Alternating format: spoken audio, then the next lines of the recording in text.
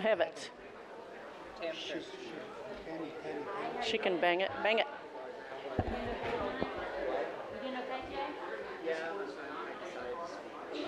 Be careful, she warmed it up. Wow. Okay, here we go. Good evening, and welcome to tonight's public hearing on the FY 2016 approved budget. On behalf of school board members, I would like to thank all of you for taking time this evening to come and talk to us about the budget. The board will hold a public budget work session this Thursday, May 14th, starting at 7 p.m. right here at Luther Jackson Middle School. The session will be televised, and you are welcome to come listen to the board's discussion. If you have not already done so, please provide your written comments to a staff member in the front lobby, and please turn off or silence your cell phones. Tonight we have 28 speakers. Each speaker is allotted 3 minutes, and to be respectful of everyone, we ask that you stay within that time limit. The deputy clerk will start the timer when you begin to speak, and you will be able to see the time remaining on the clock on the podium. The buzzer will sound at the conclusion of your 3 minutes. 3 names and their speaker numbers will be announced at a time. When you hear your name and speaker number, please move closer to the front of the auditorium so you will be ready when it is your turn to speak. If speakers are not here when their name is called, those names will be called again at a later time. If you have not registered to speak tonight but would like an opportunity to address the board, please see the staff member at the entrance of the auditorium to sign up for one of the 5 reserved speaker slots. Your name will be called after registered speakers. Also, there will be an opportunity for individuals to speak if there are no-show speaker slots remaining at the end of the hearing. After all the registered speakers have addressed the board, I will announce whether there are any no-show slots available. For this, we ask that you state your full name at the time you speak. After you have spoken, please see the deputy clerk so that she may collect your contact information for the record.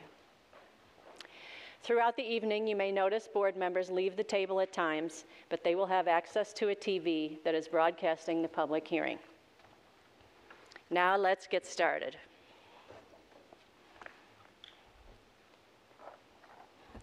Our first 3 speakers are James Robinson, Arahat Chikatur, and Carter Stone.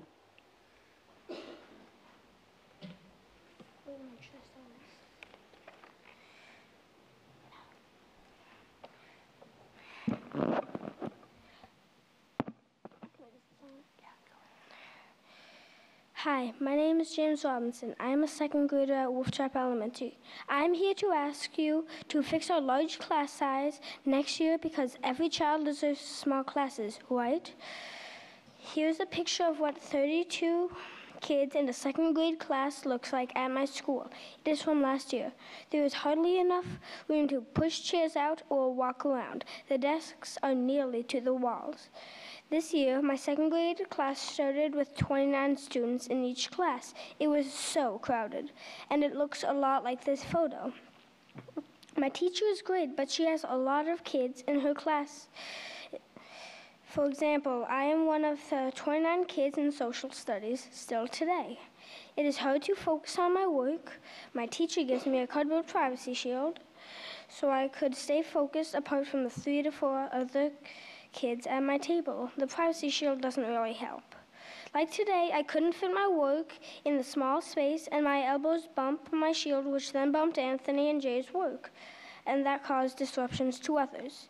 A lot of times, my teacher has to stop her lesson because of noisy kids and disruptions. It also takes us a long time to get from my class to the library, computer rooms, and lunch. We must line up and be quiet, and that takes a long time.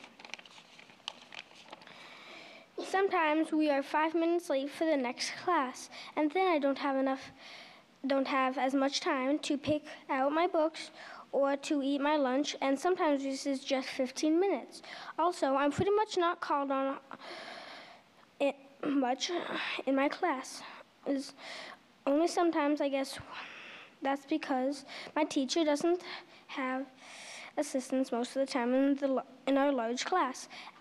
And when the first and second grade combination class came in mid-November, we were scared to be picked because we didn't know what the new teacher was like. But then we met her, and everyone wanted to be in her class.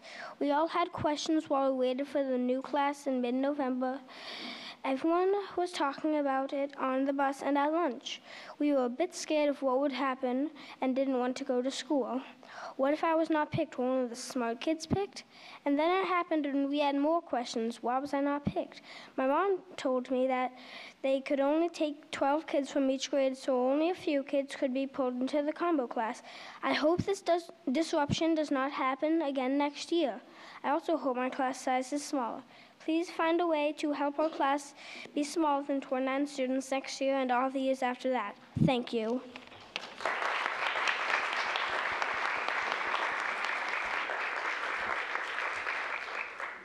Arahat Chikatur, followed by Carter Stone.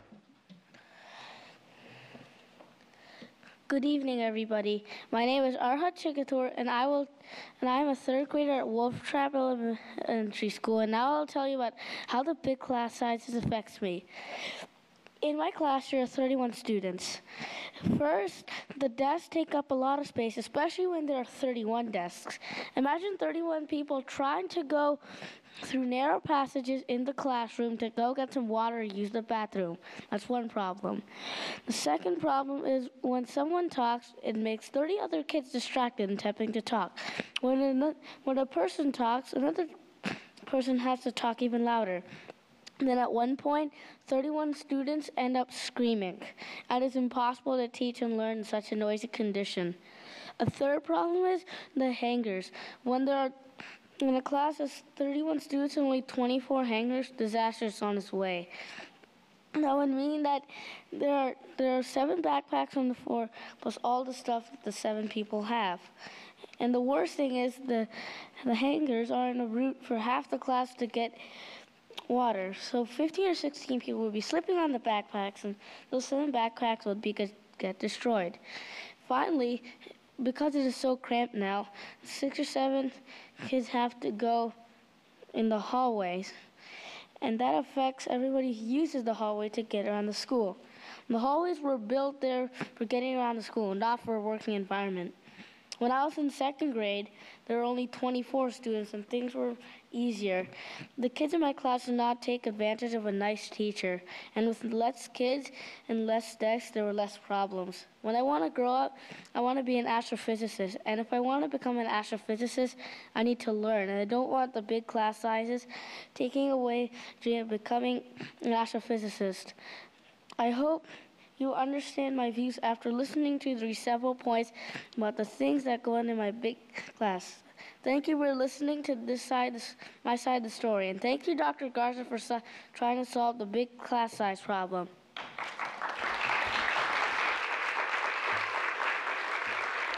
Next, we have Carter Stone, followed by Emily Robinson and Nico Stover. Good evening, and thank you for having me. My name is Carter Stone, and I'm in third grade at Wolf Trap Elementary. I have 30 kids in my homeroom and 29 in AAP Math and Language Arts.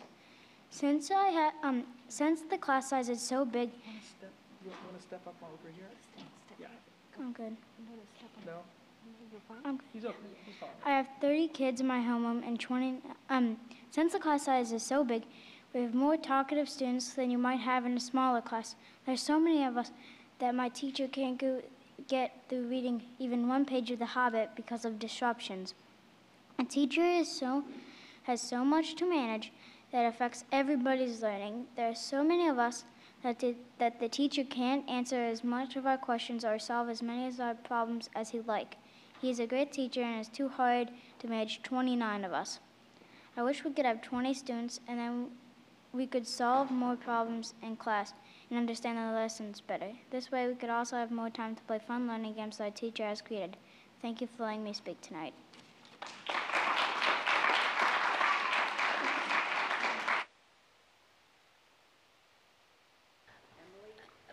May I interrupt for just a moment? I don't know how many other students may be talking later tonight, but I feel compelled to acknowledge the 3 students from Wolf Trap Elementary School. I'm very proud of all of you. It's sometimes very intimidating, even as adults, to get up in front of other adults, right? And I thought you did it with such great degree of confidence and assurance and on a very, very important issue. So we're very proud of you and congratulations, and thank you all for being here tonight from Wolf Trap Elementary. You made your school proud too. Next we have Emily Robinson, followed by Nico Stover and Kimberly Adams. Okay, well, I'm not as cute as they were, but I'm a junior at McLean High School. Okay. One child, one teacher, one book can change the world. That's a quote from a fellow 17-year-old girl, Malala Yousafzai. On Friday, April 24th, I started the Save FCPS hashtag after getting the devastating news that my favorite teacher, Miss Lori Wagner, would be leaving the county at the end of the year. The following Tuesday, I created the Facebook page and began distributing critical information. Within a day, I received feedback from the official technocrats of Fairfax County Public Schools that the teachers have indeed received a pay raise in the past 7 years. What, of course, was failed to mention was that those pay raises were negated by substantial increases in benefit costs, retirement fund contributions, and overall cost of living. I've attended schools on 4 different continents, and all but one of them has been private. But the best education I've ever received has been in this county. I've had 34 teachers in Fairfax County, and 11 of them have left in the past 4 years. I would not have had the confidence to stand up right here right now if it weren't for the unyielding dedication of my teachers. And you are forcing them out of the county. By refusing to give my teachers competitive pay, you are refusing to acknowledge how critical their contributions are to the shaping of our future. I go to school with students who will one day be presidents, CEOs, activists, judges, journalists. Their lives are bettered by teachers, all the while the lives of the teachers were worsened by the school board. It is unconscionable to me, to all of us, that you would award yourselves a raise while witnessing a mass exodus of teachers. On a moral level, it's disgusting. On a political level, it's reckless.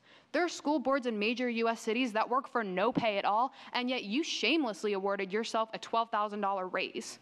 Clark County school board members who serve the city of Las Vegas and oversee almost 2 times the amount of students you do only earn $9,000 a year.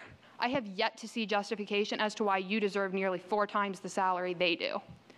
We are the single most competitive schooling system in the DC metro area. That's thanks to our teachers.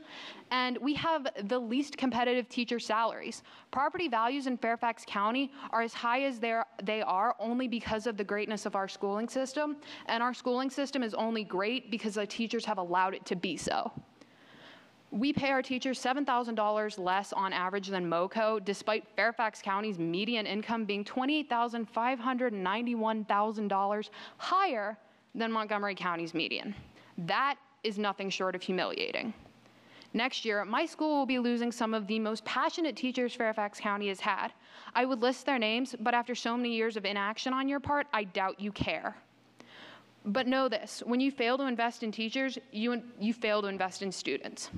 I may not be able to vote yet, I'm still 17, I have another year, nor can most of the students whose educations are being so divisively hampered by these decisions, but we can affect change by making teacher salaries a priority for those who can vote, our parents, the taxpayers.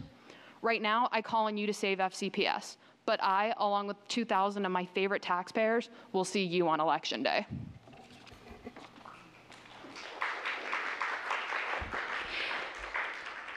Nico Stover, followed by Kimberly Adams, Lisa McKinley, and Sarah Spear. My name is Nico. I am in 1st grade at Flint Hill Elementary School. I am here for myself and my brother, who is in 5th grade. We both are in large classes with lots of boys. We both have great teachers, but it is hard to pay attention in our classroom because it is noisy and easy for me to get distracted. It takes a long time for our class to line up for lunch and recess or gym. It takes a long time for us to go anywhere because our line goes slow in the hallway. I don't get lots of time with my teacher when I read. I am a good reader, but I want to be better. My brother needs to get better too.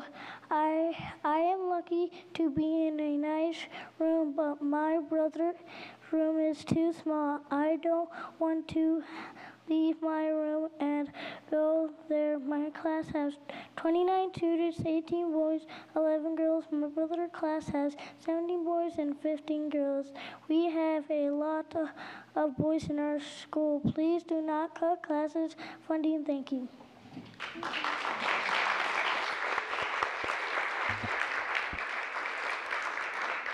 Kimberly Adams, followed by Lisa McKinley.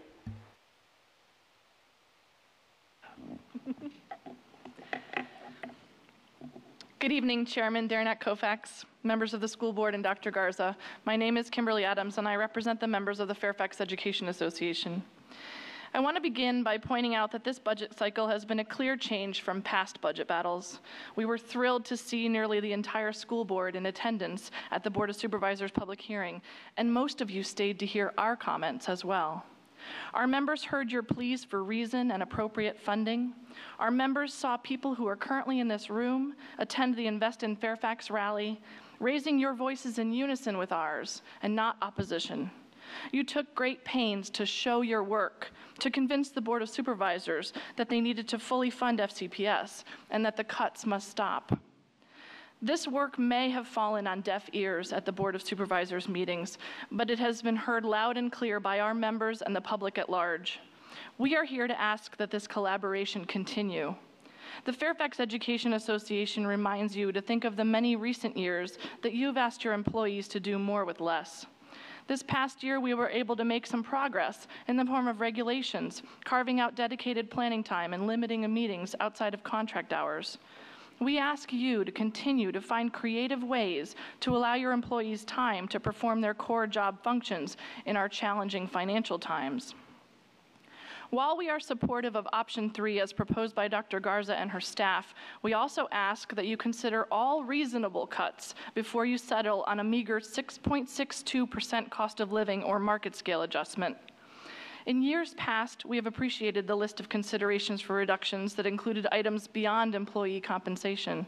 And we are concerned that it doesn't appear an effort has been made this year to balance the shortfall in areas other than your employees' wallets and purses. As for next year, we understand that we will have more than a $100 million budget shortfall. FEA is asking our members for ideas that they may have to make FCPS more efficient. Our frontline employees know their work best, and many are eager to have more input into their professions. We hope that we can build on our relationship that has strengthened during this budget season and stay on the same page regarding any potential cuts and overall reforms to FCPS in the days and months to come. We must continue to work together to inform our FCPS employees and, more importantly, the public at large about the reasons that FCPS remains significantly underfunded. It is because of the failure of those on Government Center Parkway and in Richmond to raise revenues. They have failed to prioritize education and the future of our children above their election year considerations. The future of our school system hangs in the balance, and the Fairfax Education Association is ready to do all we can to tip the scales in the right direction. Thank you very much. Lisa McKinley, followed by Sarah Spear and Joe Newber.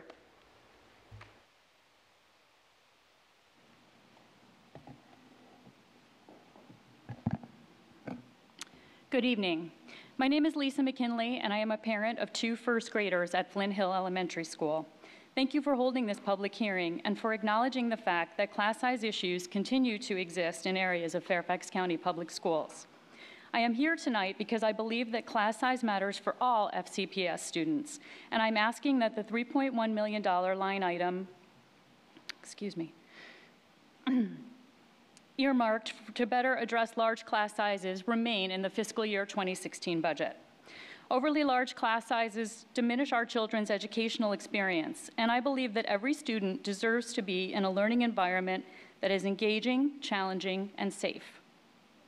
Large classes make it difficult for teachers to get to know their students as individuals and reduces the teacher's ability to tailor instruction to the students' individual learning styles and needs. We have 3 first grade classes at Flint Hill, and each class has 29 students and 1 teacher.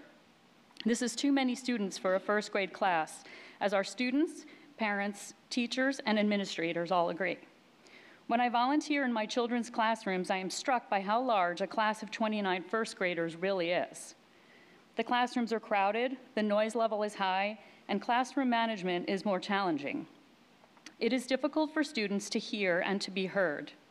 It reduces the students' ability to focus on the task at hand and makes some students less likely to participate. There is a wide range of reading and writing abilities, a wide range of learning styles and needs, and not enough resources to address the issues appropriately. I am grateful for our teachers, and I have the utmost respect for them and the job they are doing. I am here tonight to advocate for them as well as for our students. The teacher surveys from our school support what I'm seeing in the classroom, that class sizes are impacting our teachers' ability to meet the educational needs of our students. My concern over class sizes at Flint Hill led me to Class Size Counts, a community group advocating for class sizes that allow every child to thrive throughout their years in FCPS. I am one of over 1,400 supporters of the Class Size Counts petition for lower class sizes in all FCPS schools. Flint Hill Elementary has a history of large class sizes across multiple grades. As a CSC liaison, other Flint Hill parents with children in first grade, as well as other grades, have come to me with additional concerns about children with special needs, ADHD, or sensory issues being adversely affected and getting essentially lost in large classes. Parents are concerned that some children are drowning and frustrated while others are bored. With so many children in a class, it becomes difficult to differentiate. In the interest of students, parents, and teachers, I'm here tonight to request that the $3.1 million be kept in the budget so that class size can be addressed in all Fairfax County public schools. Thank you.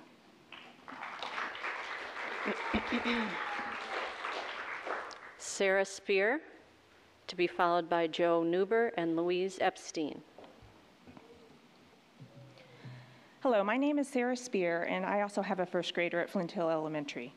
Thank you for the opportunity to speak tonight. I appreciate all that you are doing to work within the confines of the funding provided. I'm here today to speak with you about class size and to request that the $3.1 million that has been earmarked to alleviate large class sizes stays in the budget. Our students are not statistics. When class size formulas change, they can have dramatic effects on individual class sizes and therefore individual students. My son is in one of 3 first grade classes at Flint Hill with 29 students and only 1 teacher, no aides. Other classes have 30 or more students. I'm in awe at how teachers manage such large classes with such diverse learning levels. However, we are at a point where even the best teachers are being stretched too thin, and untrained volunteers can only help so much. I'm here to share the stories that I have witnessed as a classroom volunteer and the concerns that many, many parents at Flint Hill and other schools have shared with me. The noise that is inevitably produced by 29 first graders makes it difficult for anyone to concentrate during center time, much less children with ADHD, autism, or sensory sensitivities. Teachers can't hear the students reading to them, and the students can't hear the teacher. I see students putting their hands over their ears to block out the noise. The classroom is so crowded that the kids are literally tripping over each other and their things. There are so many kids crammed on the floor for story time that those in the back can't see the pictures in the books and don't participate. Students give up and resort to copying their neighbors' worksheets because they don't understand the material and aren't getting the help they need. They aren't trying to cheat, they're just trying to get their work done to please their teacher. But when teachers have more children in a class and there are hours in a day, how do they find time to check these worksheets? Often they don't. Students with special needs are at risk of being lost in the sea of children and don't get the attention they need. A child had a vision tracking problem that was not recognized, and she struggled to read until her parents finally moved her to a private school. What about those who can't afford to move? When I volunteer during center time, kids line up for help with their writing. Some can't read the directions for the work they're supposed to be doing. Others struggle with writing anxiety, unable to begin their work. How do they get started on most days when there are no volunteers? I'm disappointed when I leave and still haven't helped them all. I can only imagine how frustrated our dedicated teachers must feel each day. The teacher survey results reflect what I have witnessed. Only 37% of Flint Hill teachers agree to this statement. Class sizes are reasonable, such that teachers have time to meet educational needs of all students. I see children frustrated and struggling to read and write just as many are not being challenged and causing disruptions. With so many kids in a class, it becomes almost impossible for teachers to differentiate. I respectfully ask that you keep the class size money in the budget next year so we can ensure that all of our students are in productive, safe classes. Thank you for your time. Joe Newber, to be followed by Louise Epstein and Stephen Greenberg. Is Joe Newber here? There. Sorry. Okay. Technology is not my strong point. Sorry about Angry Birds. Okay, good evening. My name is Jo Newber. I am the proud mom of James Robinson, the Wolf Trap second grader you heard first speak. I'm also a member of our Wolf Trap Advocacy Committee and a co-chair of Class Size Counts, a group of over 1,400 who support equal class sizes for all, because every child deserves equal access to a safe and small class size. You heard James cite the disruptions in our first and second grade classes in mid-November and his frustrations over large classes with limited individual interaction with his teachers. I have a question. Would any of us consider inviting 29 second graders to our home for a birthday party? Imagine, crazy, right?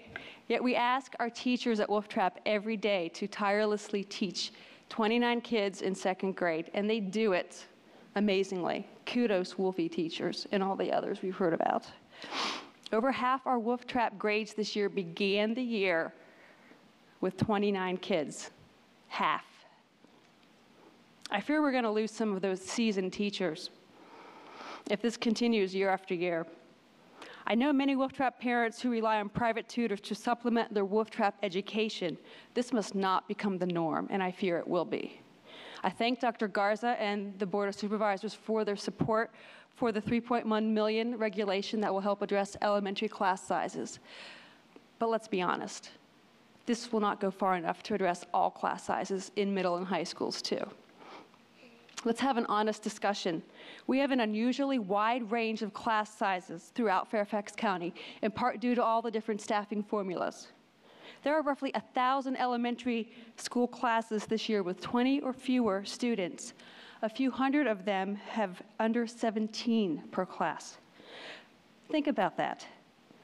When a class has 16 or even 12 kids in a classroom, designed for a 24-child capacity, it's not only wasteful use of space, it's unfair to that kid who has limited interaction with other peers. And when a school's average, like Wolf Trap, is 26, you will have classes that are anywhere from 20 to 30 and higher in a class, like Jamie's, my son's. So how do we solve this? Let's find ways now to allow for a narrower range of class sizes. And that means fewer students would get to sit in trailers. That means Fairfax County could stretch its capital budget and address its looming $100 million budget deficit that we know is coming in 2017. I urge you to ask your school board members if they support class size minimums, because the solution to our large class sizes is not the continuation of policies and formulas that allow for such a large class size disparity. The solution is rather to make sure that no child sits in a small class of 16 or 12 where he has limited access to peers. The solution is to propose a class minimum and class caps so we have better class size averages throughout all schools. Thank you. Louise Epstein. She's not here. Okay, Stephen Greenberg, Jennifer Burry, Molly Regan.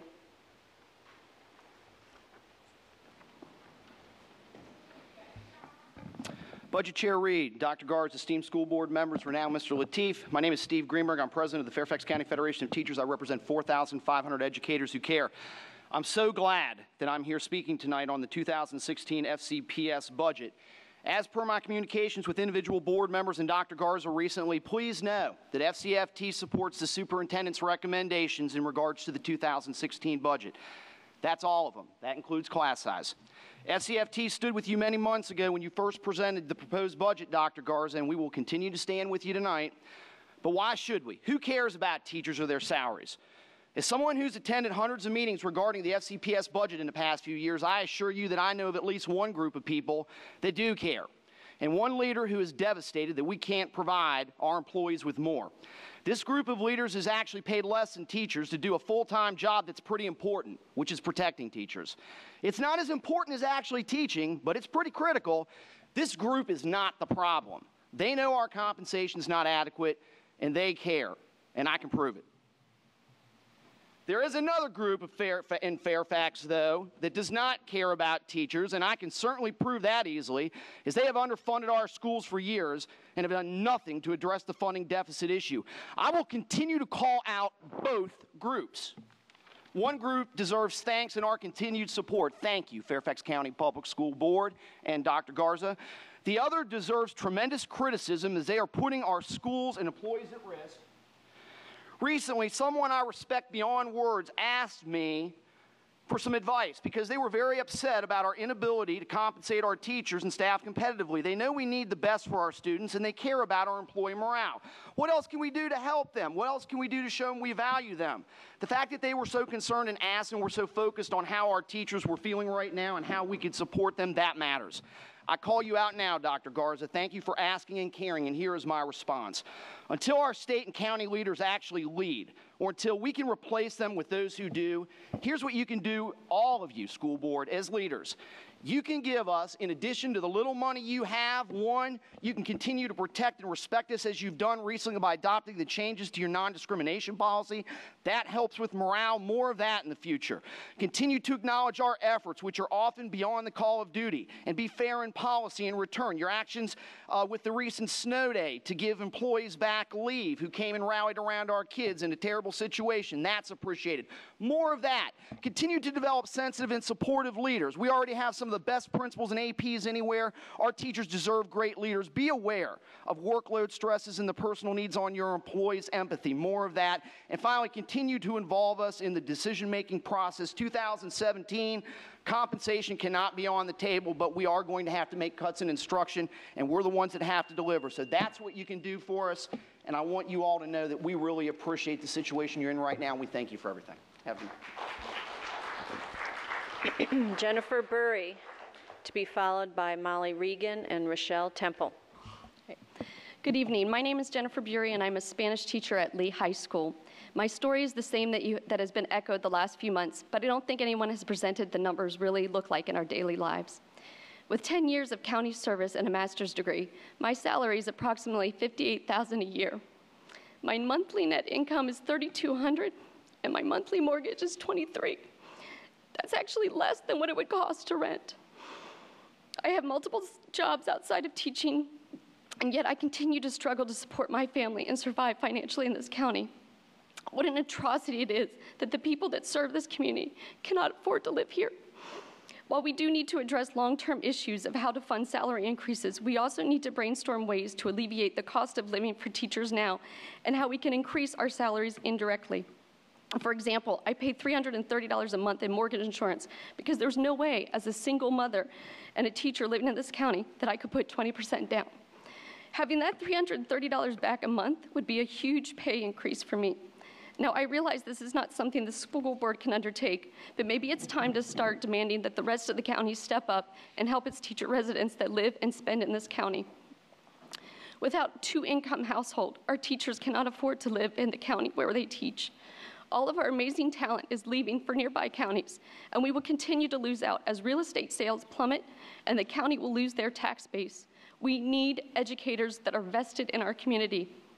While increasing property taxes does help overall, for those of us who live in the county, the tax increase always outpaces our salary increases. What kind of tax breaks can we create to help with immediate financial relief? We are bare-boned in this school system. We need to look to the county government systems to find out where they can be streamlined to better help fund our school systems. We all recognize that our profession is one that offers more intrinsic rewards than financial ones. However, low pay, constant threats of pay freezes, coupled with exponentially increasing demands on classroom teachers have created a burdensome and toxic professional environment that eventually trickles into our classrooms. I cannot stress how great of a system-wide impact class size has and what a major contributing factor it is to low teacher morale, even in non-core classes. This year, I was scheduled to have a class of 38 IB Spanish students. I had to fight to get that divided. We need to petition the state to start our school year earlier to provide teachers time to better prepare our students for May testing. In fact, we should encourage the state to decrease the number of SOLs our state requires. Can you imagine the time and money we could reallocate by not having to administer so many of these standardized tests?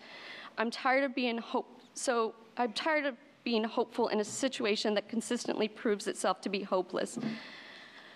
It's hard to fight for a school system that isn't fighting just as hard for its teachers. We're all in this together, and we need to make it happen. Thank you.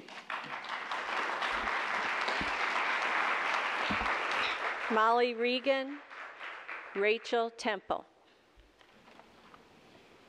Hello, Dr. Garza, and ladies and gentlemen of the board. My name is Molly Regan, and I am the parent of 2 FCPS students who attend Wolf Trap Elementary, as well as a preschooler who will be there in 2 years. First, thank you for allowing us to offer our concerns and suggestions for the coming year. As a board, you're called upon to divide finite and shrinking resources in the best way to make certain that all students in our system get what they need. I understand that, and I don't envy you your task. But your decisions have a ripple effect, and years of budget and administrative decision-making has left our school as one of about 20 in an unhappy little fraternity, those with some of the largest class sizes in Fairfax County. Allocation of human resources to schools like Wolf Trap have left principals in the unenviable position of trying to cope creatively with class sizes ranging from the high 20s to the mid-30s. To some, maybe this doesn't seem like a real problem, much less a priority. But here's what large class sizes have meant for my children. My son, who's now a 6th grader, has been in a class of less than 30 students only twice in the past 7 years. His 1st grade class had 31 kids with 1 teacher, no aide. This means that as a beginning reader, he was competing with 30 other kids for the attention of 1 teacher. I thought that his 1st grade experience would be an anomaly, but I was wrong. 2 years later, in 3rd grade, he was in a class of 30. As a quiet student with no exceptionalities, he flew under the radar screen until his academic deficits came to light late in the year. He has required years of tutoring to regain lost ground in core subjects. Last year, my other son began the year in a class of 32 2nd graders.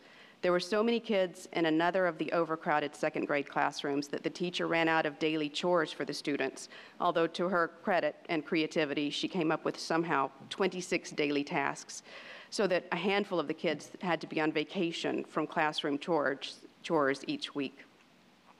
The overcrowding was only resolved because our principal used her creativity and sacrificed a reading specialist position to get another classroom teacher. And now, in this academic year, my son's 3rd grade classroom is so crowded that the hallway is often the quietest place for small group work. Teachers at our school are excellent and dedicated. They are a credit to FCPS. But is FCPS letting them do their best job? It's not a surprise to me that national surveys of educators reflect that teachers find class size reduction to be the most effective method to improve the quality of teaching. That's why I was so pleased to see Dr. Garza's commitment to resolving the problem of overlarge classes at many of our county schools. By seeing that the $3.1 million of class size relief is kept in the budget, this board will show its own commitment. You will say that it is not reasonable to expect kids to thrive when they're wedged into overcrowded learning spaces. You will say that supplementing public education with private tutoring shouldn't become the norm in the county. You will send a message that it is important to give our outstanding teachers the actual space to do their best work. Thank you. Rochelle Temple.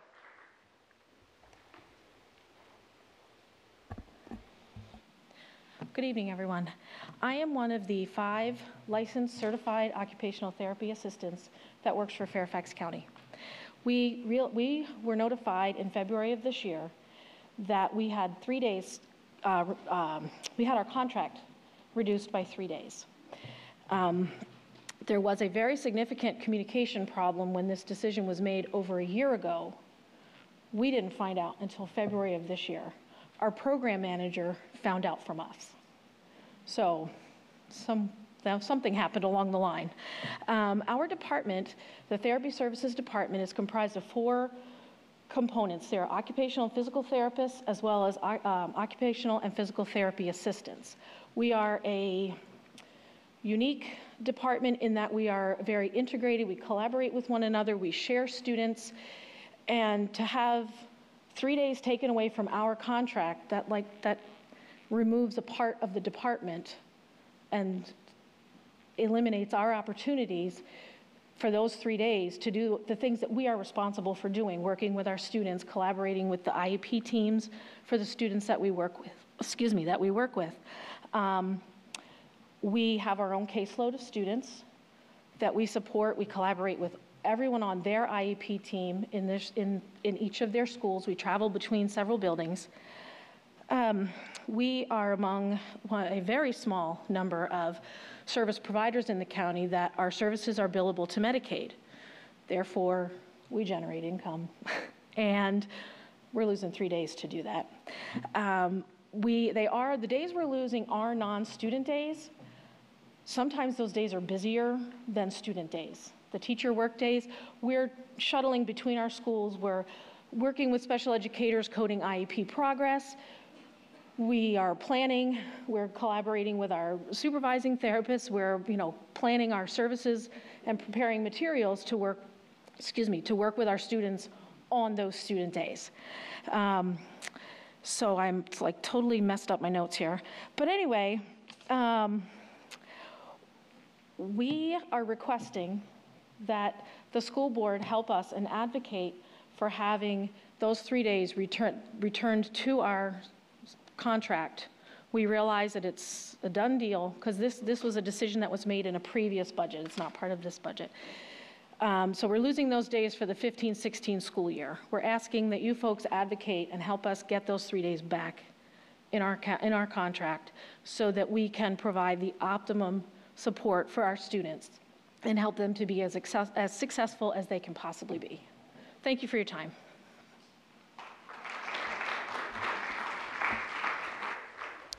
Okay, we're on number 15. Has Louise Epstein shown up?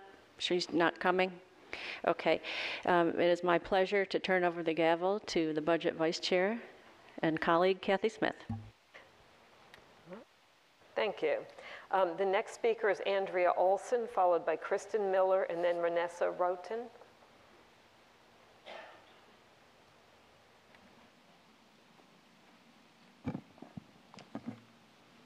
Hi, my name's Andrea Olson. I'm a working mother.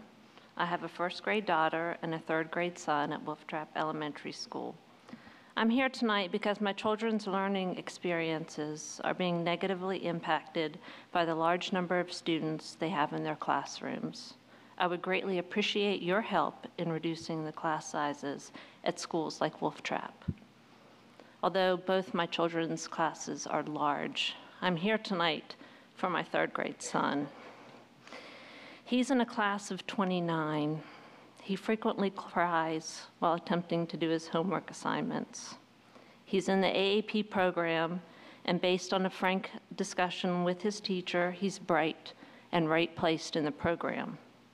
He cries because he doesn't initially understand the material and is extremely frustrated that I have to spend free time teaching it to him when he has already spent so much of his day at school. Why do I have to teach him? Because, and I'm quoting his teacher, the size of the class does have a negative impact on how much smaller group and individual attention I can provide. My son is also a willing contributor to the chaos that such a large group of 8- and 9-year-olds can create when they're not adequately managed by more than one adult. Chaos exacerbated when their recess is cut to less than 15 minutes because their teacher is trying to unsuccessfully silence all 29 kids so they can quietly walk down the hallway. My kids are still learning about the rules of the classroom. They are just beginning to figure out whether they can cope with the expectations of education. My son wakes up many mornings not wanting to go to school. I'm afraid that he is learning that he cannot cope with the expectations that we are placing on our kids. We are placing on our kids when we continue to expect them to perform well in such large class settings. When I first acquired this speaking spot, I considered creating a sign-up genie to get 29 first and third graders to stand up here with me. Imagine the impact of seeing 29 children fidgeting next to me, little boys and girls eager to learn and likely even more eager to play. I decided against it because, unlike our Wolf Trap teachers, I had a choice. And I didn't want to spend the brief time I had with you managing the chaos naturally created by such a large group of young kids. I need you to hear my message.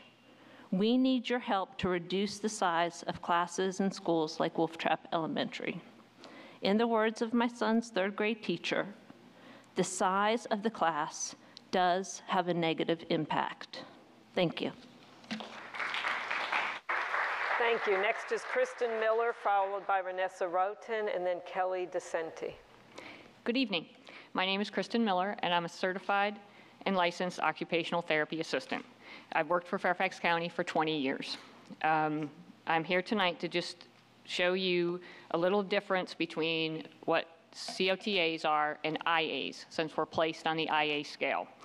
COTAs are to hold an associate's degree in applied science from accredited school. IAs at least have to have a high school diploma. That doesn't mean that they don't have more. We're required to be nationally certified by AOTA, which is the American Occupational Therapy Association, and we need to recertify that every 3 years. We are required to hold a license by the Virginia Board of Medicine, which is renewed every 2 years. We are required to take continuing ed classes to maintain both our certification and our license. During our teacher work days, we score progress grades. We meet with teachers to write IEP goals and report on progress. We attend IEP meetings. We meet with parents and staff to review consultation information. We review home programs with parents. We give in-services to the school staff on mealtime safety, on fine motor.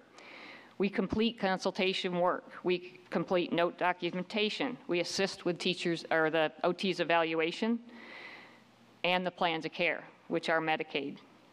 We collaborate with other specialists, including vision, hearing, APE, speech, and PT. During the teacher work days, the IAs assist with teacher classroom tasks, cleaning organizational materials, copying worksheets, maybe laminating, prep work for the teacher. I have a caseload of 51 students this year. I travel between 4 schools. The IAs are at one school with teachers, and they assist with the students.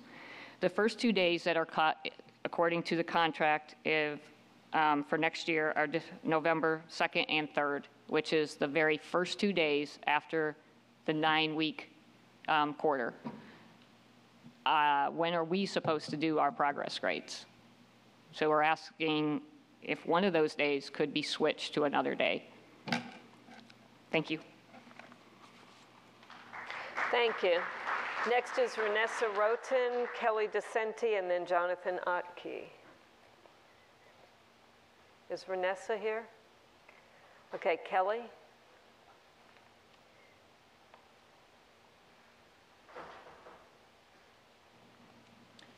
Good evening.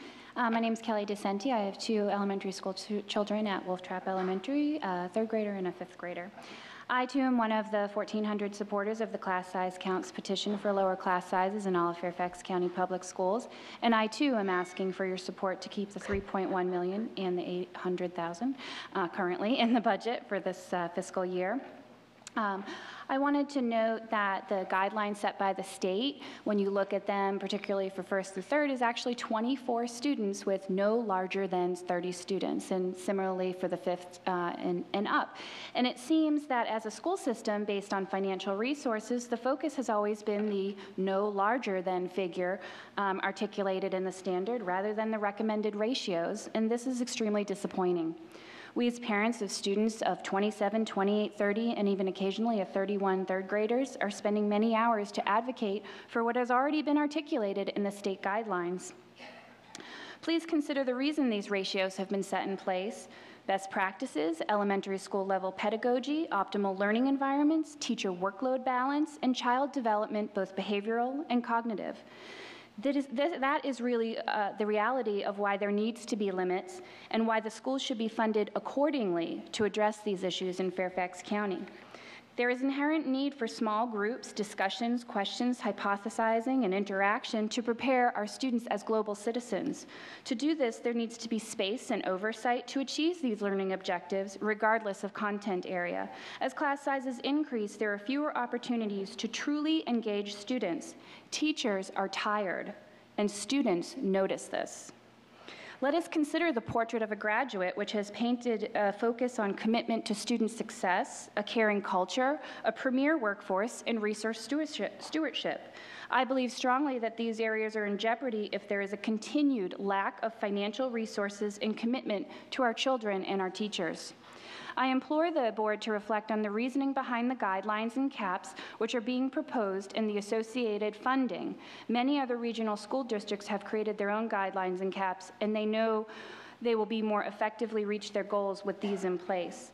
I believe Dr. Garza has improved things over this short time, and I know what it takes as a manager myself to manage and figure out the issues and then afford the associate resources. Accountability on the Fairfax County School website says Fairfax County Public Schools spends money wisely. Fairfax County Public School directs funds to the classroom. The expression show, don't tell comes to mind at this point. I've worked in higher education for 20 years, seeing a variety of K-12 experiences. And it concerns me that due to oversized classes, burnt out teachers, lack of appropriate resources, and lack of courage on the part of administration to oversee the operations of individual schools with regard to staffing and class sizes is affecting the children and their progression. I thank you for your time and consideration of my testimony, as well as your serious and heartfelt consideration for the needs of all of our children in Fairfax County. Thank you. Next is Jonathan Otke, followed by Michael Wasserman, and then followed by David Ashcraft.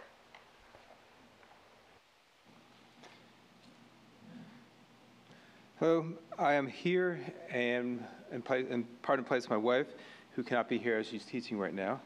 And I'm coming here because I believe that this year's underfunding will eventually cause heavy damage to the Fairfax school system and is also causing personal hardship to me. Fairfax has one of the country's best school system, but the consistent underfunding of the school system in the last 8 to 10 years is starting to cause loss of quality in the teachers who are willing to come and stay in the Fairfax County Public Schools.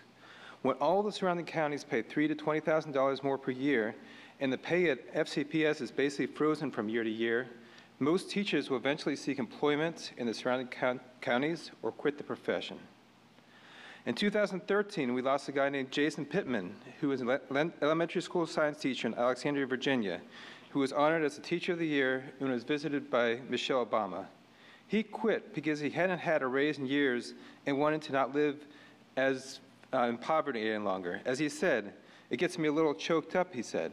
"I want to be here. I want to do this job, but at a point where I want to be able to pay a mortgage and have a car payment." This year, we lost Deborah Pettit, ESO instructional support teacher at Fairfax County Public Schools. She was such a good teacher that other teachers would go observe her class to learn how to teach better. She went to Arlington County because they paid $20,000 a year more than Fairfax County.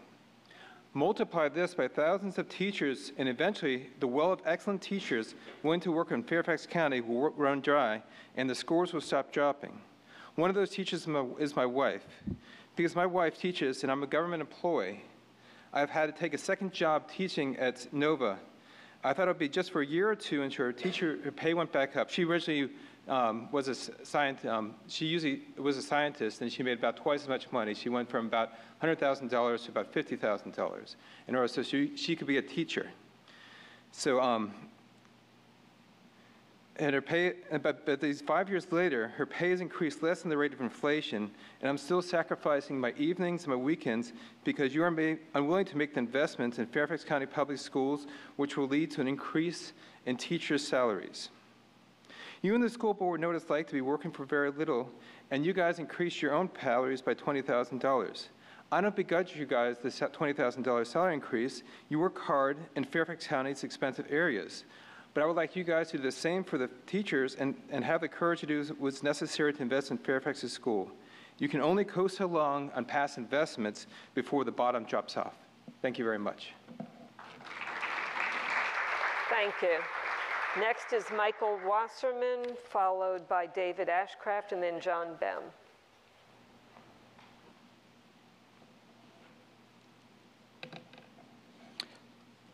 Hi, my name is Mike Wasserman. I live in Vienna, and I have 2 children in the 1st and 4th grades at Wolf Trap Elementary. I started hearing about class size issues last year and felt it personally this year when my 1st grader ended up with 30 students in his class with a first-year teacher.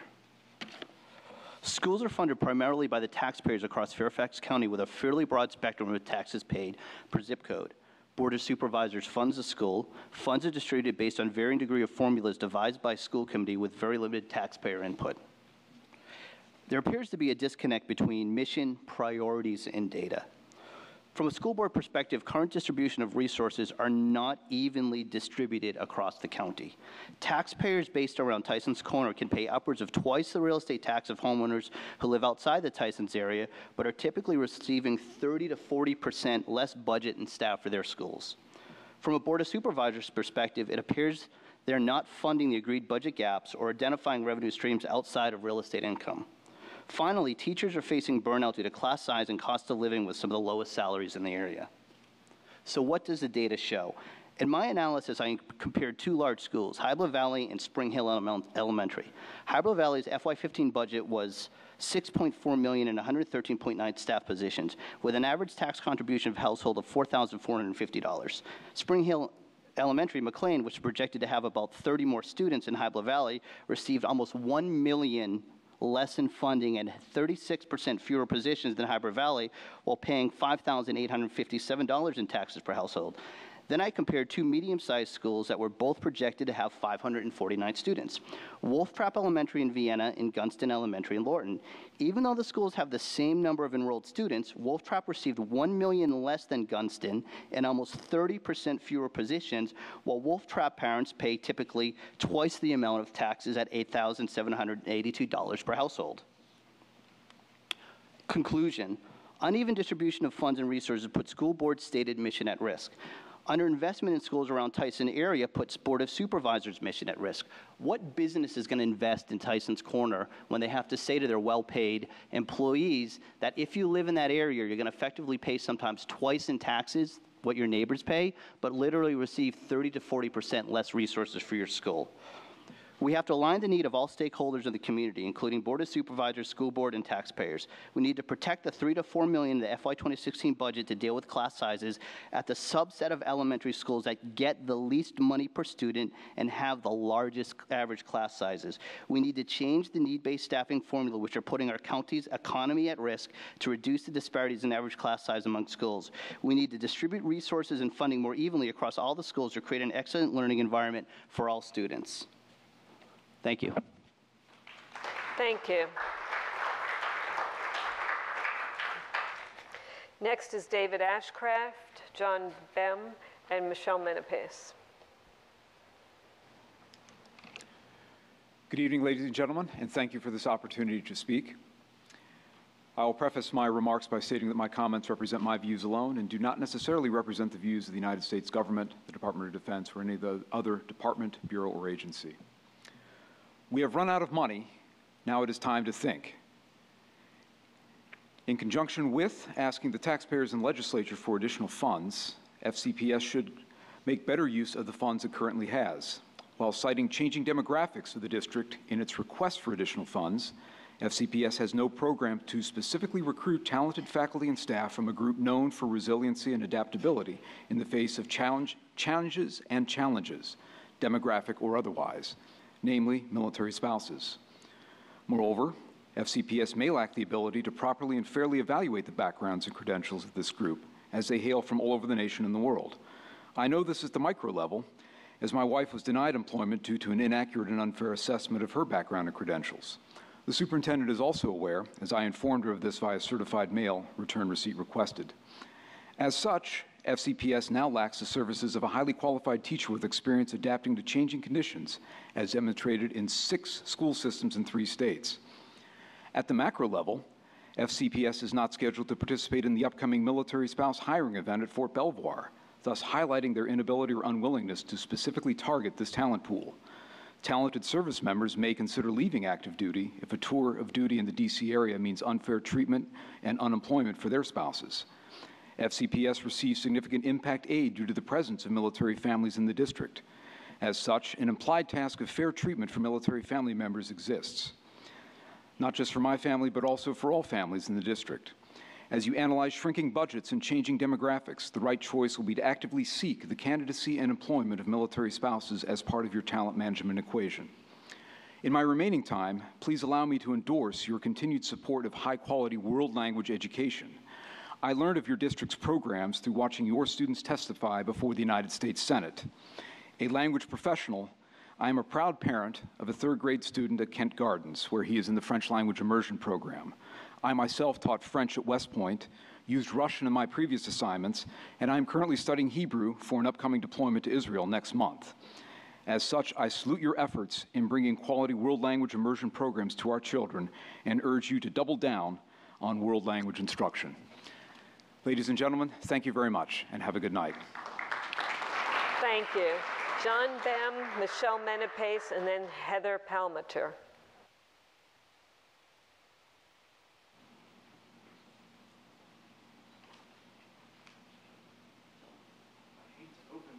Joe, I know they're replacing the computers. My computer is failing, but I'm determined to get through this.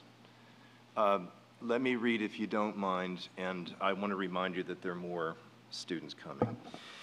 To you, the members of the board, our leader, Dr. Garza, all citizens young and older collected here, and anyone watching this as a televised program. I was here a year ago to speak about the need to fund education, and since I'm a teacher, I was prepared to speak on behalf of teachers. If you remember, there were quite a number of us here at that time. Tonight, the event is a bit underattended, and maybe because there is a level of fatigue with the process and some great disappointment that Board of Supervisors wasn't able to fully fund the budget as they were obligated to do. I am so pleased to see that there are many young people from our schools who spoke here tonight. They stole the show last year, as you will recall, with their highly articulate pleas. I was so inspired by their contribution to dialogue and tossed out my speech, rewriting it the last minute to include a capsule of every soundbite that came your way with regard to electives and after-school activities. I was approximately half as inspiring as they were, which was good for me, but I was improved, as I always am, by the inspiration they supplied. I am hopeful that teachers will in fact receive a step increase and fractional raise above that this year. More would be appreciated, of course, not just by the teachers, but by the parents who hope to see us remain in our schools, the students who hope to see us next year, and the administrators who work so hard to staff our schools with highly effective young teachers. I'm hopeful that by some act of providence that there will be a way to keep teacher compensation coming next year. But when you hear about a $100 million deficit, we know everything is at risk. I worry about the future of our system. We all do. The future is so uncertain. Does anyone know what to expect? There seems to be one certainty, and that is that FCPS was the gold standard at one time and could be once again, but it could be many years before we see those days. Dr. Garza, I can't tell you how remarkable our school system was when I started in 1999. I have experience in business, government, nonprofit domains. I've faced endless challenges and some rewarding successes, but I soon found there is no challenge like teaching, no job more important, and no better way to spend a life. I would like to see young teachers come in who have that to look forward to. Will we get them? And if so, how? I would like to see a young teacher become a mid-career teacher in our system with no thought of teaching anywhere else. What can we do to make this a likelihood and not a wish and a prayer? I would like to see mid-career teachers grow and develop into leaders among teachers, a person or people who will stand as evidence of just how strong our system is and why one should devote a life to teaching. I wonder if we will have anyone like that in future years. I always speak on behalf of the kids. I want to end with the kids. As Tolstoy said, what then can we do? I would add, what can we do for the children? I suppose that's the question for the moment.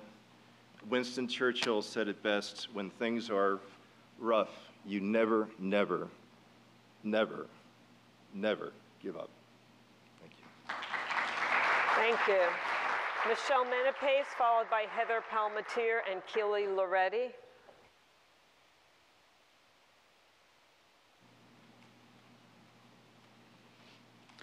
Good evening. I'm Michelle Menapace, and I'm focusing my comments tonight not on specifics within the budget that you're considering, but rather more on the process and the debate surrounding it. For the last 7 years, I've had the honor to serve with other lead district citizens on a budget advisory group for Supervisor McKay. Prior to that, I was actively watching the FCPS budget as a concerned parent and as a county PTA leader. I can fairly say I've learned more about the budget than many of my friends and neighbors. I've watched and listened as school leaders have said more money is needed than is transferred from the county supervisors, and then seen every year end with tens of millions of dollars unspent while teachers are unpaid and class sizes get larger. Since 2008, I've watched as the funding formulas for school allocations have resulted in unspent funds that last year had accumulated to $26 million. And now these year-end balances that are being described as one-time funds, we're agreeing that they shouldn't be used for recurring expenses like staffing. But that's not necessarily the case. The money accumulated at the school level in those carryovers has been defined by the budget office as primarily hourly wages and materials. And much of the operating fund balances have resulted from staff attrition and vacancies being higher than projected. In other words, these balances are comprised of both one-time and recurring costs. Well, I was as unhappy as you are about the county decision to delay school maintenance and improvement funding until 2017. I am pleased that county residents have been able to see that debate clearly. Such transparency, I believe, will help sway future discussions about school needs, and I am certain will benefit our children in the long run. The final point I'd like to make tonight regards the small number of people who are testifying tonight. With more than half of our county spending coming to FCPS, I'm shocked at how few people are engaging on this important topic. I hope you will do your best as leaders to better understand the decline in speakers over the last 5 to 10 years, not only why it's happening, but also what important opinions are not being heard publicly. The school board's ability to make good decisions on spending hinges on understanding those opinions. I thank you for your time tonight and for all you do for our schools, our children, and our county. Thank you. Heather Palmatier, Keely Loretti, and Phyllis Payne. Good evening. My name is Heather Palmatier, and for 13 years it has been my distinct privilege to support Fairfax County students as a professional elementary school counselor. Many years ago, FCPS gave me this magnet that reads, "Counselors are the heart of the school." I'm here tonight because the heart of Fairfax County schools is under attack. Superintendent Garza's recent email told the public that FCPS excellence is at risk due to the current budget deficit. Classroom size, the demands on teachers' time, and budget cuts are all important, of course. But these issues aren't what prompted me to speak to you tonight. I am here because elementary school counselors cannot do the job we were hired to do. This will undermine the excellence of our district if the problem isn't addressed. Due to my placement in the master schedule this year, I currently spend nearly 40% of the school week on administrative and covering teacher planning time. Let me be clear, almost half of my time each week is not spent with at-risk students or taking care of the multitude of other duties that are integral to my position, such as small group counseling, program planning, and crisis management. My question is, should planning time overtake the needs of a student in crisis? It certainly seems that that is the unspoken priority in our district. Only 20% of my week is dedicated to directly counseling children. And that's not because there are fewer kids who need counseling services. Math blocks are protected, language arts blocks are protected, and planning time is protected. Let me repeat, planning time is protected. but time for a child who is reaching out to their counselor for what is quite possibly the only time they are with an adult who can truly listen is not protected. I've been pulled away from children who need my direct attention too many times to count. I'm not alone. In speaking with other elementary school counselors in Fairfax County, I have learned the accessibility of counselors to students is suffering across the entire system. I recognize that not all elementary school counselors are embedded in the master schedule, but my concern is the growing number, like myself, who are. And while not an apples-to-apples comparison across schools, FCPS has the data showing the amount of direct instruction time that elementary school counselors are responsible for. In short, professional elementary school counselors in this district are not supported or empowered to do the job we were hired for. The expertise of our professional elementary school counselors is becoming sadly underutilized in this county, and that is a disservice to the students who most need help. Speaking for my colleagues and fellow counselors, I would urge the board to consider protecting flexibility in our schedules, making the ability for students to access school counseling programs a top priority. Our children cannot succeed if they are not holistically supported. We say we want all of our students to thrive. Help us make that happen by supporting professional elementary school counselors. Thank you very much for your time. Thank you. Kelly Loretti, Phyllis Payne, and then Rudy Deneau.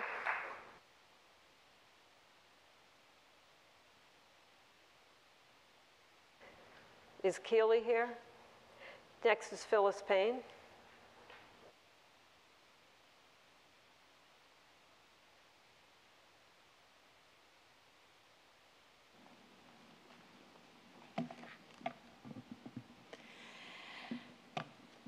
Good evening. My name is Phyllis Payne.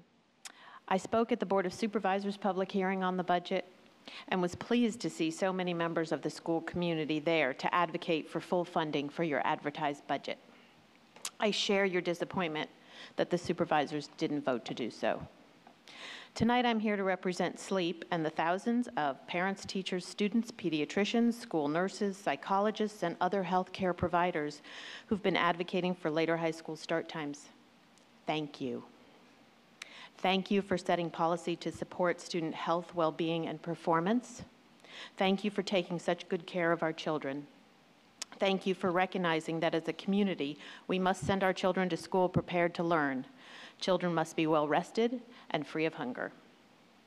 The new school schedules will provide all Fairfax students with a start time after 8 a.m. for at least 10 or 11 of their 13 years in Fairfax County. Secondary school students will never start before 8 a.m. This is a huge improvement. It is a cost-effective change. Brookings Institution economists reported a benefit-to-cost ratio of at least 9-to-1 and noted that improved performance from an hour shift is equivalent to 2 extra months in school. When high school schedules align with adolescent body clocks, students gain sleep. Enough sleep at the right time of day improves learning, memory, mood, and performance in school, behind the wheel, and in athletics and extracurricular activities.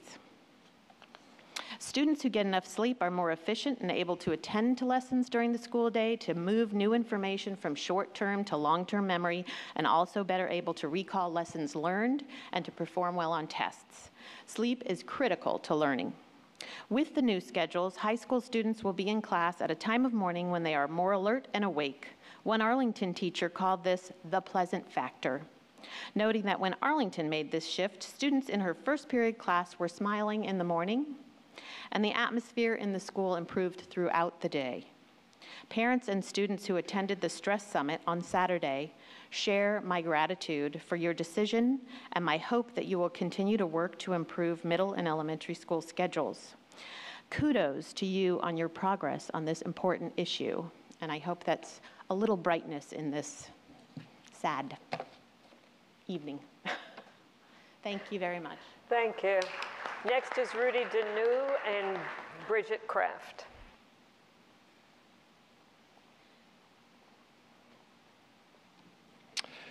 My name is Rudy Deneau, and I'm a Fairfax County school bus driver. For the 2014-2015 school year, the school board did reinstate step increases. However, I wish to express disappointment in the way these step increases were handled. Rather than having the step increases applied equally across all Fairfax County school employees, two separate groups were created with different set of rules applying to each. Teachers were put in one group, and support employees were put in another separate group. The teachers as a group received the increase in November. The bus drivers and attendants will receive their step increase 4 months after their anniversary hire date, thereby creating additional disparity among drivers and attendants. I believe that it would have been more equal to implement step increases uniformly. I hope that the 2015-16 step increases will be uniformly applied to all employees. This will reinforce the team atmosphere that is so conducive to outstanding execution within our school system. Everyone wants to be fairly compensated for his or her position. For example, the school board approved a 60% raise for their next elected board. Additionally, the Fairfax County Board of Supervisors saw fit to raise the salaries of future supervisors by $20,000 a year. These increases come in a difficult budget year for Fairfax County Public Schools and Fairfax County. Dr. Garza has proposed that for the 2015-2016 school year, all school employees would receive a 1% market rate adjustment, and nearly all would receive a 2% step increase. On April 28th, the Fairfax County School Board of Supervisors passed the Fairfax County fiscal year 2016 budget, and once again, they failed to fully fund Fairfax County Public Schools. This created a school funding shortfall of approximately $7.6 million. I want to express my disappointment with the Board of Supervisors for not fully funding the school budget and for voting to increase their future salaries by $20,000. I'm also disappointed that the school board gave themselves a 60% pay raise, while drivers in attendance will receive a proposed market rate adjustment of 0.62%, down from 1%, and a proposed step increase of 2%. I believe we are worth more than this.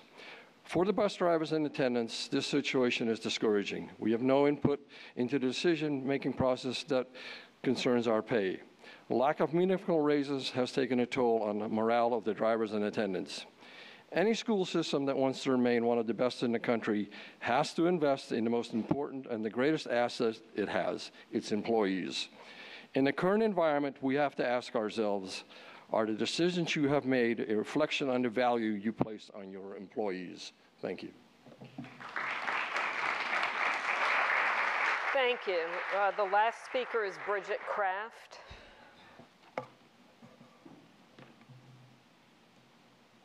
Good evening. I was not expecting to speak to this. Michelle Obama was at the National Conference of the American School Counselor Association last June. She was speaking about the important work of school counselors, especially in light of gun violence and the mental health issues that are pervasive. She and Arnie Duncan at that time were directing state departments of education to fund more training and put more effort into the training of school counselors at the same time that you all were approving millions of dollars to extend Mondays and taking counselors away from individual counseling and small group counseling and using us for teacher planning time. I thank Heather for her comments on behalf of all school counselors. But my name is Bridget Kraft. I'm here to tell you I'm a portrait of a graduate. I attended Fairhill Elementary, Luther Jackson Middle School, and Oakton High School, and I went on to get a master's in education and human development.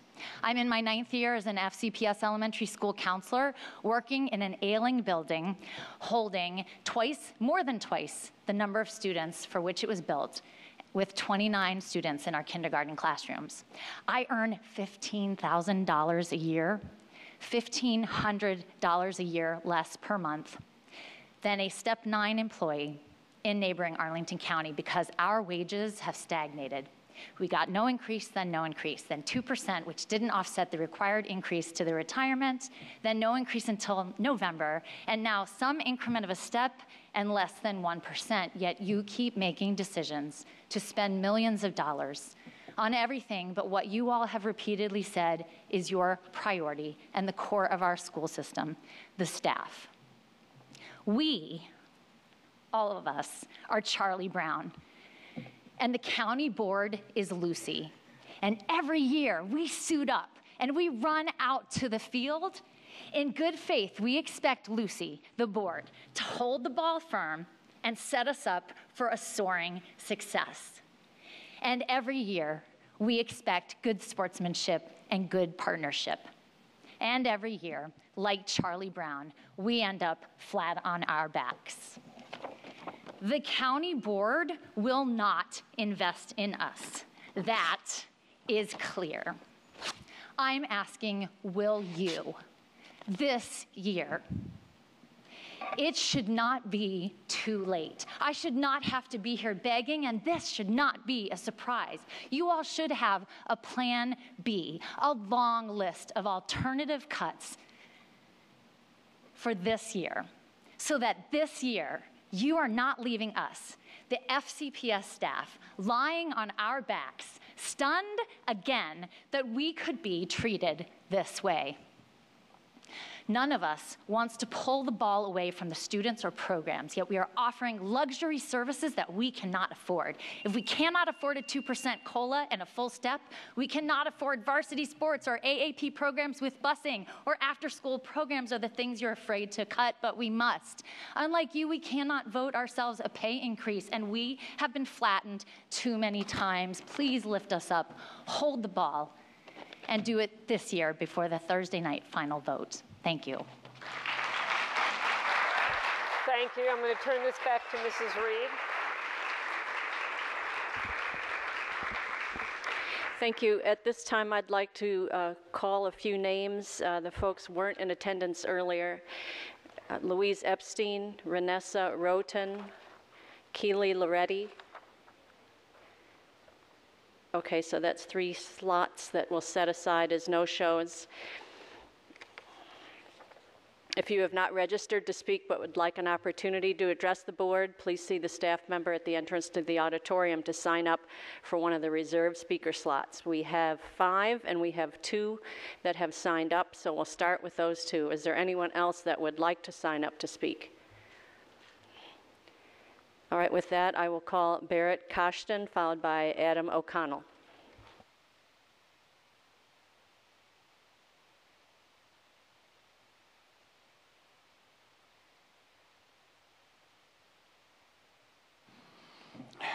My name is Barrett Kashtan. I, too, am the 3rd counselor to speak, and I want to acknowledge my colleagues who spoke before me and very passionate pleas for what they spoke about. About a month ago, one of my colleagues, Lori Wagner, submitted her resignation for next year. She's one of the most outstanding English teachers Fairfax County has. And she submitted a resignation because she can't afford to live here anymore. Arlington County pays $20,000 more than Fairfax County. Montgomery County pays a lot more. There's no reason why Fairfax County, the richest county in the country, probably one of the richest counties in the country, cannot afford to pay its teachers a fair salary. I was listening to Jennifer Berry speak a very passionate plea. She is another outstanding person and professional in this county, and her plea was very emotional. You can't afford to lose teachers like this, and that's what's going to happen. Teachers were very happy when the school board began talking about the salary inequities that we felt that we can relate to you on that. They had no idea that you were talking about your salaries and the Board of Supervisors' salaries. And by voting yourselves a $15,000 to $20,000 raise, when teachers have not had a significant raise in a long time, I know you really feel for the teachers, but the timing was so poor, you put yourselves ahead of the teachers, and that wasn't a good thing to do. And I know that we had a meeting today in my building. Teachers met, every teacher met after a staff meeting, and we talked about how we can respond to this for next year. And, teachers in the county are beginning to talk about a work to the rule, and that's what's going to happen. We had that about 10 years ago, and it will happen again. They have no choice. My final comment has to do with the sleep study, and I know someone spoke about that a few minutes ago, and it's a done deal, I understand that. But for teachers who have a second job, and most teachers have second and third jobs, Getting to those jobs is very problematic, particularly in rush hour traffic. And most teachers did not support that sleep study program. And most students in my building, and we did surveys, would not support it either. I want to also, just in closing, talk about the children that spoke. As an educator, I've been in this county for 20 years. I got my jacket. I was so absolutely impressed by these munchkins that spoke so articulately. And one of my students, Emily Robinson, who spoke about our teacher that was leaving. I'm so proud of the students of this county. You guys, you're great. I'm asking you to be considerate about the teachers in this county, that they need your help, and you are the people that can help them. Thank you very much. This is a wonderful gentleman over here. He came to our school yesterday. Okay.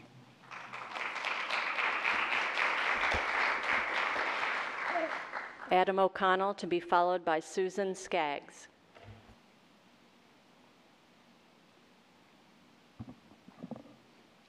Hello, my name is Adam O'Connell, and I'm a junior at McLean High School. And I'm here because my education means a lot to me, and I value my teachers. I think by far the most important bill in our whole code is that for the diffusion of knowledge among the people. No other sure foundation can be devised for the preservation of freedom and happiness. Those are the words of Thomas Jefferson, and I completely agree. I think the crown jewel of Fairfax County is the school system. I personally have been given many opportunities in Fairfax schools. For instance, I started playing music in 5th grade and have been playing ever since. I've been in the band and marching band programs all 3 years of my high school. I've also had great teachers in core curriculum as well as art, theater, and technology, and I hope to take an academy class in network administration next year. But I'm not the only one who knows the values of a Fairfax County education. We are recognized nationally. As a personal example, my brother was accepted into college in California 2 years ago, and the admissions counselor he spoke to specifically mentioned that one of the reasons for his acceptance was that they knew how excellent Fairfax County high schools and how excellent the teachers are that make it that way. I also spoke with an admissions officer for Princeton University, who confirmed that the prestige of Fairfax County Public Schools is recognized and that having a diploma from FCPS makes them look at a candidate closer. They also mentioned that historically, the FCPS alumni have performed outstandingly. So I'm here to implore you not to devalue this wonderful asset. I think we need to keep the richness of the curriculum and extracurriculars, and I think we need to recruit and retain our excellent teachers by offering competitive salaries. Teachers are the cornerstone of the program, and we need to fight for them to stay here. Thank you for giving me this opportunity today, and as one last thought, I've gone through the Fairfax school system, and I've had an excellent education, and I think it's time that we make sure the people in the younger grades also have the same experiences I have with our county. Thank you very much.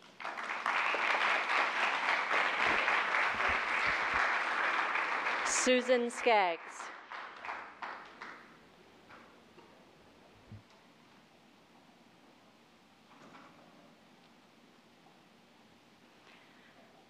Hi, I'm Susan Skaggs, and I'm a mother of 2 children in Fairfax County. One is a 7th grader at Kilmer Middle School, and the other is a 4th grader at Wolf Trap Elementary. And both of my kids have thrived here. I am a product of the California school system, and I'm just floored with how good it is. And I often tell my friends in California, and they tell me just to shut up. They don't want to hear it anymore.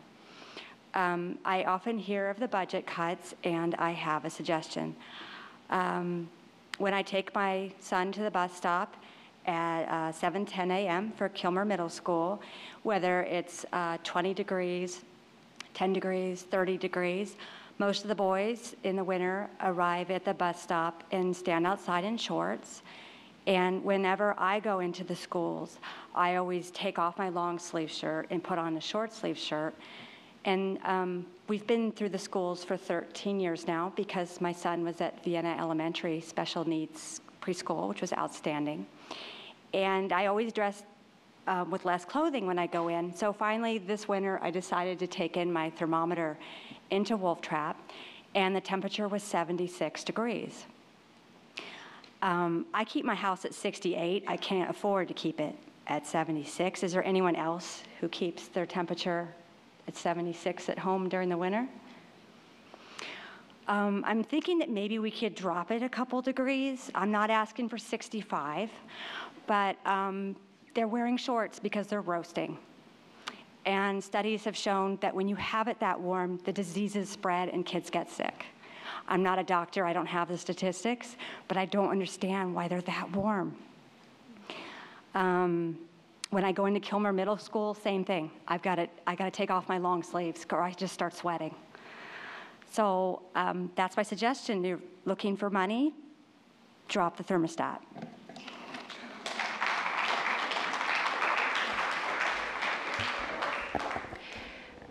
All right, is there anyone else that would like to speak? Okay, with that, this public hearing is adjourned.